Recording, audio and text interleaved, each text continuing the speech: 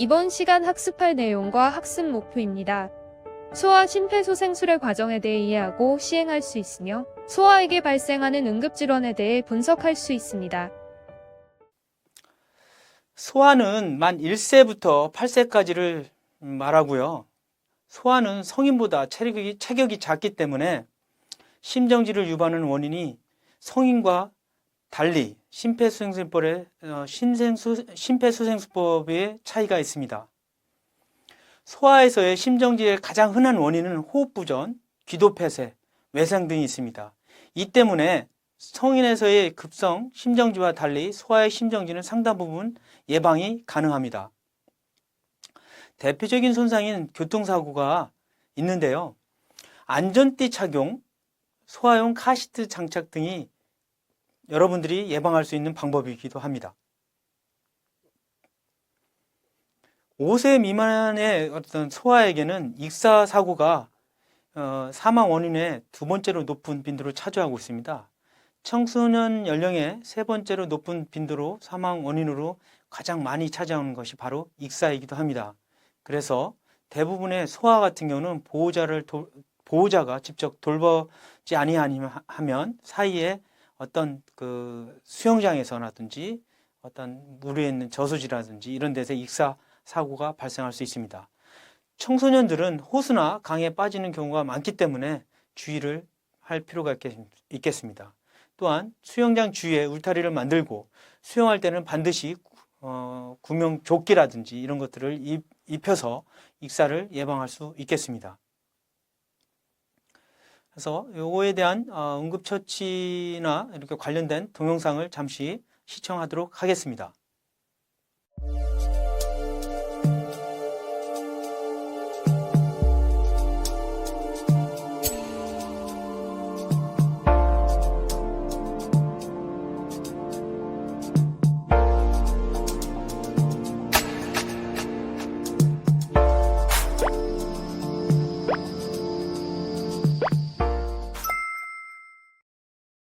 당시 12살 중학생 변모근은 학교 가던 길에 갑자기 거리에서 쓰러졌습니다.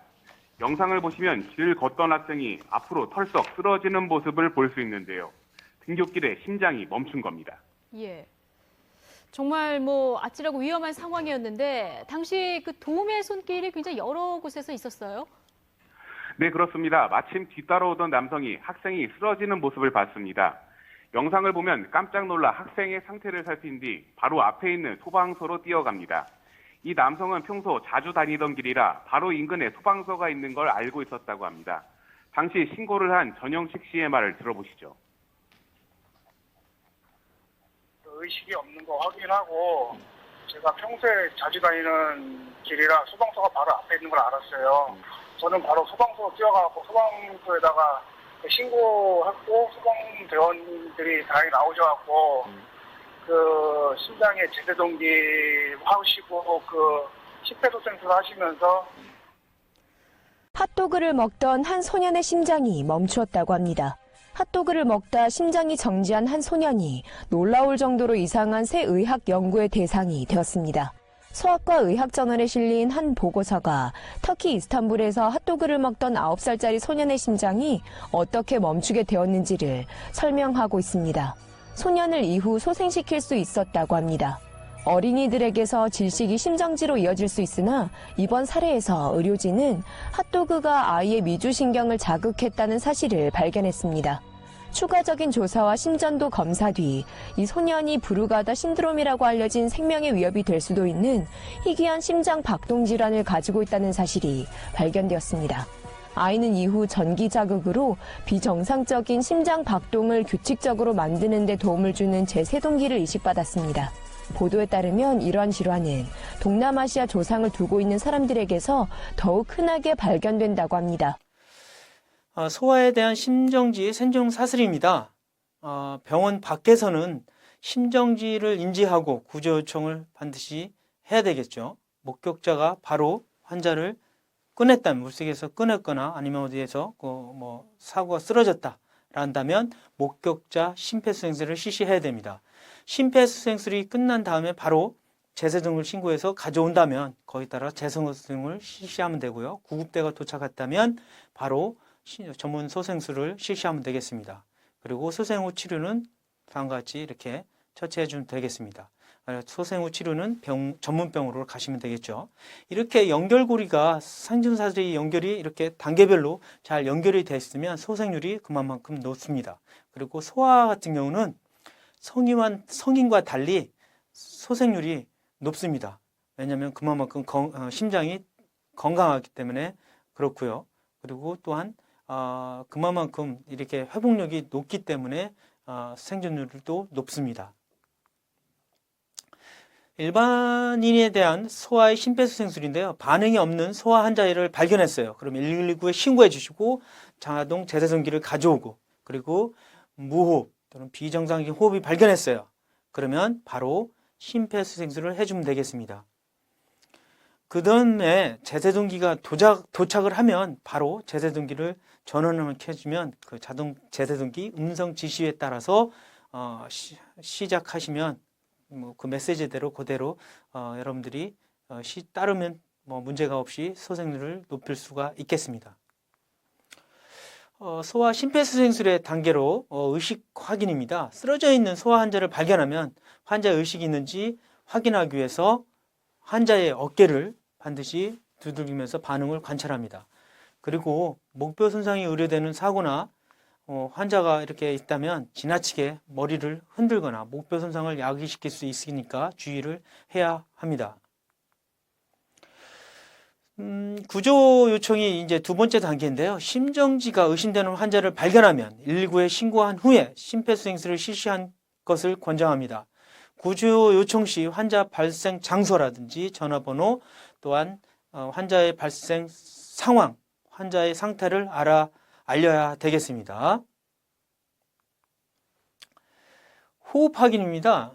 호흡 확인과 기도 유지인데요. 소아는 혀와 뒤통수가 체격에 비해 성인들에 비해서 상당히 이렇게 상대적으로 크기 때문에 후두와 후두 덮개가 성인보다 앞쪽으로 위치해 있고 기도의 직경이 매우 높기 때문에 이렇게 아니면 어깨 뒤에다가 이렇게 수건 같은 거 타올을 갖다가 대주시면 머리를 보호해 줄 수 있는 방법이 되겠습니다. 그래서 기도가 쉽게 폐쇄되는 소아에게는 성인보다 기도 유지하는 것이 가장 중요합니다. 소아에서도 사실은 성인에서와 같이 기도를 유지하기 위해서는 머리 기울임, 턱 들어올리기를 실시함으로써 약간 들어줌으로써 기도를 개방할 수 있겠습니다. 네 번째 단계로 심폐소생술 시작입니다. 10초 이내에 의식이 없고 정상적인 호흡과 호흡이 확인되지 않으면 즉각적으로 심폐소생술을 실시하시면 되겠습니다. 성인과 동일하게 가슴 압박 30번, 인공호흡 2회를 실시하면 되겠습니다. 여기서 압박 위치는 여러분들이 성인하고 똑같습니다. 그래서 명치에서 하나, 두 손가락 위에쯤에 해주시는 게 좋겠고, 아니면 여기 가슴뼈의 반의 아래쪽 반, 그러니까 반의 아래쪽 반에 의해서 중앙의 아래쪽 반을 절반 정도로 해서 압박 위치를 정하시고, 깊이는 소아는 4에서 한 5cm 정도 됩니다. 성인은 5cm 정도 되겠지만 압박 속도는 분당 100회, 120회 성인하고 똑같습니다. 압박과 인공호흡 비율인데요. 일반인 같은 경우는 30대 2 똑같고, 보건의료인 구조자 2인 이상일 때는 15대 2로 하시면 되겠고, 성인하고 다른 거는 이 성인은 양손으로 했지만 소아는 이렇게 한 손으로 눌러주시면 되겠습니다. 한 손은 머리를 약간 적겨주시면서 기도를 개방시켜주면서 압박을 30번을 압박해 주시면 되겠습니다. 그래서 그림과 같이 자세를 취해주시면서 압박을 약 4에서 5cm 정도 해주시면 되고, 속도는 분당 0.5초 간격으로 해주시면 되겠습니다. 그래서 가슴 압박은 분당 100에서 120 속도로 해주시고요. 깊이는 4에서 5cm. 그리고 부적절한 가슴 압박은 간과 비장을 손상시킬 수 있으므로 소아에게서는 주의를 피합니다. 주의를 해야 하고요. 또 압박 후에는 충분히 이완을 해야 합니다. 압박을 충분히 한 다음에 다시 이완을 시켜주는, 그래야 충분한 혈액이 와서 전달을 해주겠죠. 압박을 함으로써. 소화는 가슴뼈의 중간 절반 아래 부분에 한 손바닥을 아래쪽으로 대어서 팔을 곧게 펴서 손가락이 가슴에 닿지 않은 상태에서 압박을 해주시면 되겠습니다. 성인과 달리 한 손으로 이용하는 것이 차이점이고요. 처치자의 팔이 환자의 몸과 수직이 되게끔 이렇게 압박을 해주시면 되겠습니다. 인공호흡을 실시할 때는 성인과 같이 코를 입을 막고 입으로 인공호흡을 시도하면 되겠습니다. 소아는 호흡부전 또 질식성 심장 질환이 많기 때문에 가슴 압박을 하기보다는 가슴 압박과 인공호흡을 두 가지 다 같이 병행하는 것이 소생률을 높일 수 있겠습니다. 소아의 폐는 성인보다 훨씬 작으므로 인공호흡에 필요한 공기의 양도 적기 때문에 여기에 따라서 여러분들이 소아에 대한 응급처치를 주의를 필요로 하고요. 이래 인공호흡량은 소아의 가슴이 충분히 불어오를 때까지 인공호흡 해주고 가슴이 올라오는지 확인하면서 곁눈질로 가슴을 보면서 가슴이 충분히 이렇게 부풀어 오르는지 확인하면서 인공호흡을 해주시면 더 정확하게 확인할 수 있겠습니다. 소아의 기도는 직경이 가늘기 때문에 공기 흐름에 대한 저항도 성인보다 크므로 소아에게 인공호흡을 실시할 때는 낮은 압력으로 서서히 1초 동안 걸쳐서 불어넣으면 되겠습니다. 너무 빠른 속도나 너무 높은 압력으로 시행하면 위가 이렇게 팽창이 되고 팽창을 유발해서 소아에 구토가 할 수도 있고 위에 내용물들이 역류해서 입 밖으로 나올 수 있습니다. 그렇게 되면 또 다른 기도 폐쇄가 초래할 수 있으니까 조심해서 인공호흡을 해줘야 하겠습니다. 기본 인명구조들의 실습인데요. 여기에서는 기본적으로 환자를 봤을 때 괜찮으세요? 의식을 확인하고 그 다음에 앞에 있는 분한테 환자분이 지금 위험한 상황이니까 의식이 없고 반응이 없으니까 119에 신고해 주십시오. 그리고 자동 제세동기, 심장 충격기를 가져다 주십시오. 라고 말씀하시고요. 압박 위치는 지점은 여기 손금이 있습니다. 여기 가운데 보면 이 손꿈치가 있어요. 그 지점을 찾아서 가슴의 명치에서 두 번째 위에 가슴뼈의 중간 아랫뜻 절반 아니면 명치에서 하나, 두 손가락 위에 이 지점을 손꿈치를 잡아서 90도 위에서 수직으로 이렇게 압박해 주시면 되겠습니다.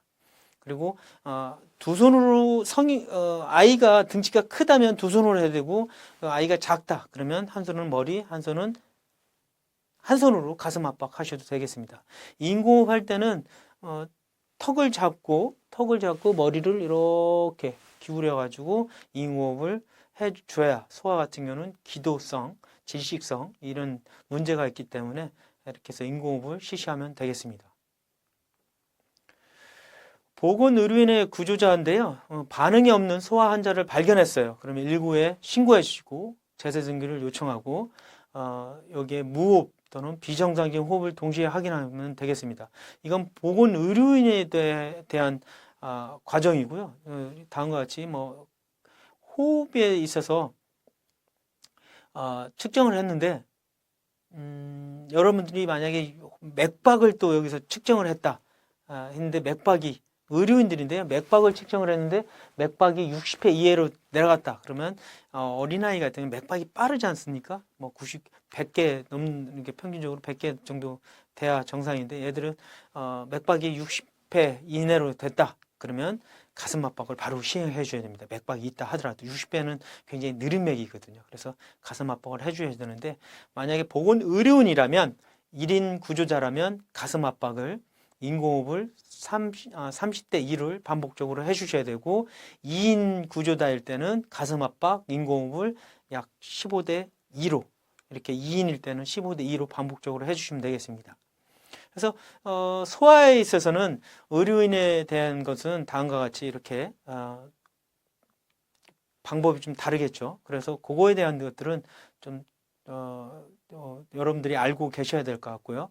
여기서 만약에 중간에 이제 자동 재생이 도착했다면 전원을 켜고 거기에 따라 심장 리듬을 분석한 후에 재세정이 필요하다면 재세정을 취해야 될 것이고, 그렇지 않을 때는 뭐 심장 압박, 가슴 압박만 해주시고, 아니면 멈춰야 된다 그러면 멈추면 되겠습니다.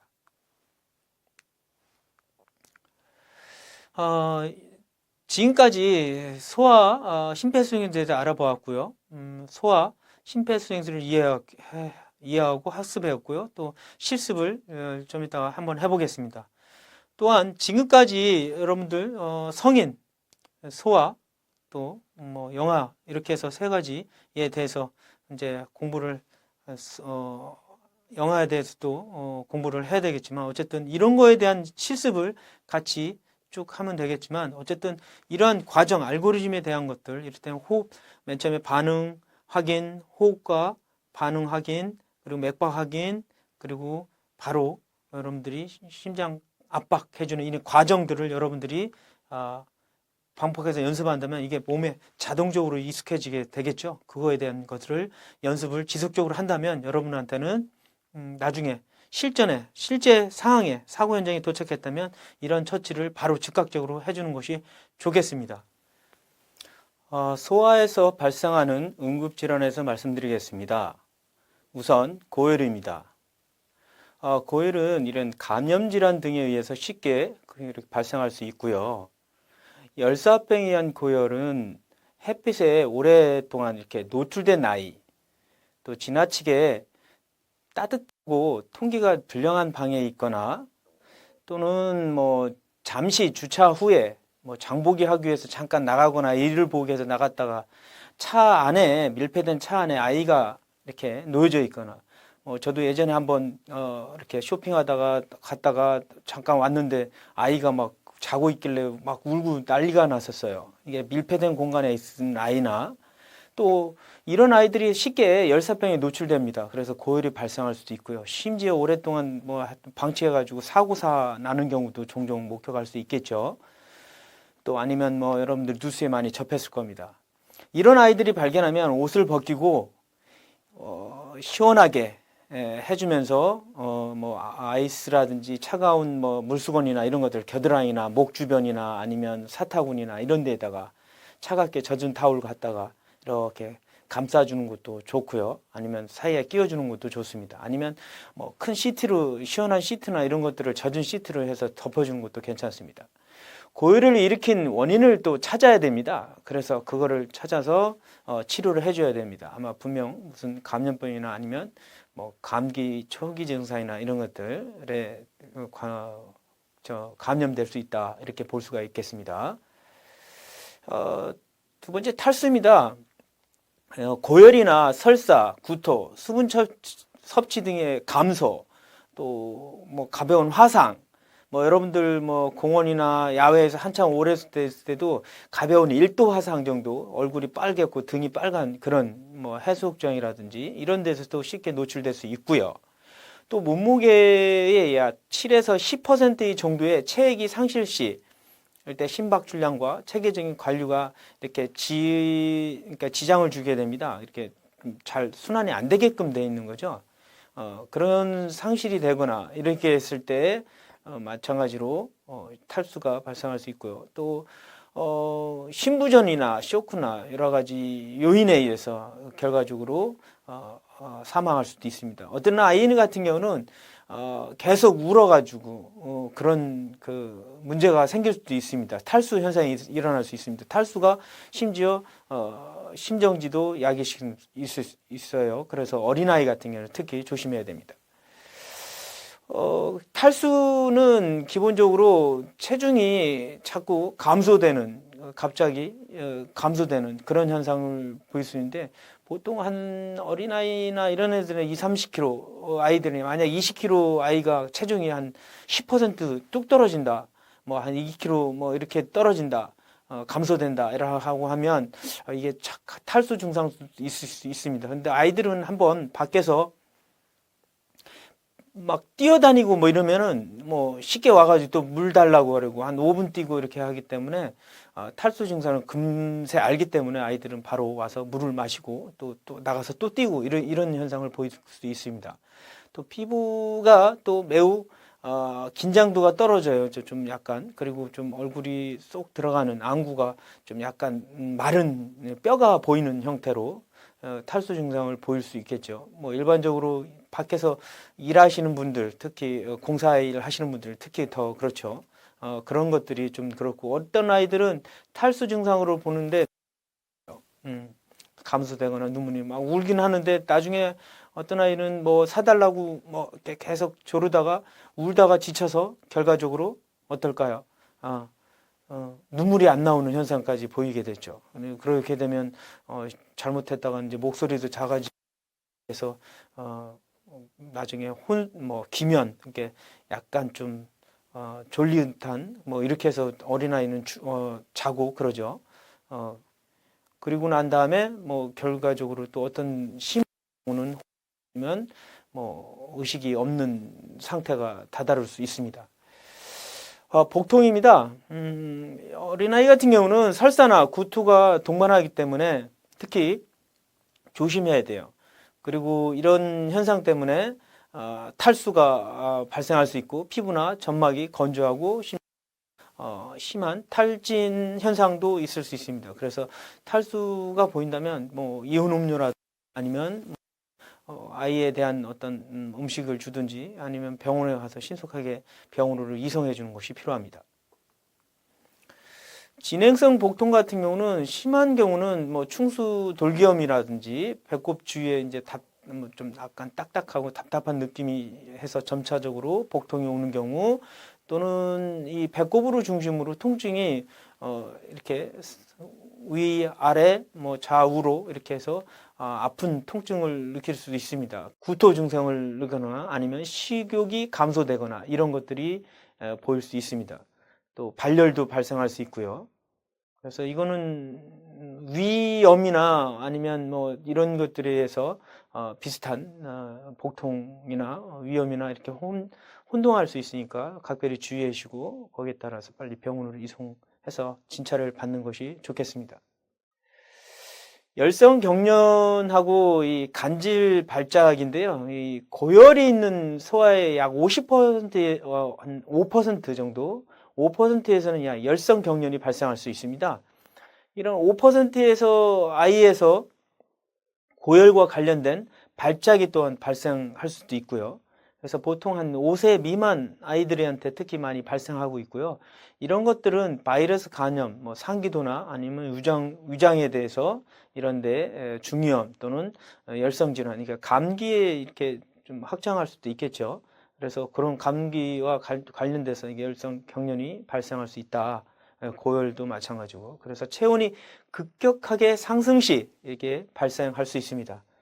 그리고 보통 5분 이내에 이제 뭐 경련이 발생할 수 있고요. 그래서 그거는 주의 있게 기도를 잘 살펴봐야 되겠고, 네, ABC라고 우리가 흔히 얘기하죠. 그래서 기도 관리가 가장 중요합니다. 발작을 보이는 아이는 뭐 바로 병원으로 이송할 필요가 있겠습니다. 그래서 열성 경련과 고열로 시작되는 간질 발작과는 또 구분이 필요하고요. 열성 경련 시의 발작 시간이 짧은 반면에 간질 발작 이런 거는 오랫동안 지속되고 있습니다. 그래서 그거를 좀 구분하실 줄 아셔야 되고요. 청색증 동반한 기도 유지에 주력을 하셔야 되고 입에 손가락을 집어넣는 것은 안 되겠죠. 그리고 억지로 입에 열려오거나 뭐 이렇게 할 필요 없습니다. 입안에서 나오는 어떤 뭐 점액이나 아니면 가래이나 아니면 뭐 혈액, 뭐 입술을 깨무는 경우도 간혹 있거든요. 그럴 때 그것만 닦아내시면 됩니다. 나오는 흐르는 것만. 그리고 목을 가볍게 좀 이렇게 열어주면 신전시켜주면 흐르는 그 체액만 닦아주시면 되겠습니다. 그리고 위험물은 다 비켜줘야 되겠죠. 그래서 이를 악물고 있는 경우 구강호흡 불가능한 경우 비강을 좀 깨끗하게 유지시키고 닦아내는 게 좋겠고요. 마스크를 아니면 산소나 이런 것들 옆에다가 놓고서 스스로 이렇게 코로 산소를 공급할 수 있게끔 주는 것이 좋겠죠. 그래서 기본적인 거는 ABC만 이렇게 잘 유지해 주면 좋겠고요. 의식이 혼미하고 호흡이 느려져 잠자는 것 같은 상태로 있기 때문에 기도 유지해 주고 옆에다 산소 주는 것이 가장 좋은 방법이겠습니다. 중독인데요. 부식 물질이 어린이에게 엎질려졌으면 물로 깨끗이 씻어내는 것이 좋겠습니다. 그래서 옷에 옷에 묻어 있으면 옷을 벗겨내고, 그리고 눈에 들어갔으면 물로 뭔가 씻어내는 것이 좋겠죠. 그래서 소에게 약병에 알약이 꺼내서 먹이면 개수에 잘 확인하고 이송하면서 의사에게 알려주는 게 좋겠습니다. 어린이가 무엇인가 섭취했다면 그것이 무엇인지 확인하고 복용한 양을 추정한 후 아이가 먹고 남은 것들을 잘 모아서 약병과 함께 병원 응급실로 바로 이송하면 좋겠습니다. 중독이 확인되면 중독센터, 응급센터에서 중독 사실을 통보하고 거기에 따른 약물이나 복용량이나 그런 것들을 확인해 주면 좋겠습니다. 그리고 그 외에 강산이나 알칼리성 제제가 있다면, 아이가 먹었다면 구토를 유발해서는 안 되겠습니다.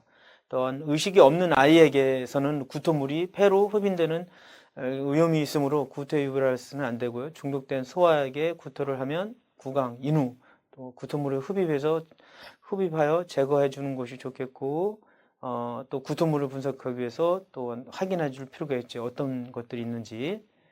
그리고 중독된 하나에게 약물에 의한 호흡 억제 기능이나 의식 장애로 인한 호흡fun전이 발생할 수 있으므로 이렇게 호흡이나 이런 것들을 한번 확인해 주시고 바로 병원으로 이송하시는 게 좋겠습니다. 네, 또 여러분들이 아이들이 먹는 것 중에 여러 가지 물질이 있는데요. 특히 크레용이나 어떤 풀이나 화장품, 어머니가 쓰시는 화장품, 비누, 연필, 양초, 립스틱, 그리고 여러 가지 집에 있는 화학물질, 손에 닿는 것들은 다 입에 들어가기 때문에 이런 모독성 섭취에 대한 것도 한번 확인하시고 그거를 병원으로 가져가시는 게 좋겠습니다. 어느 정도 먹었는지. 본능적으로 어린아이들은 입에다 다 넣기 때문에 그렇습니다. 네. 여기까지 수업을 마치겠습니다. 수고하셨습니다.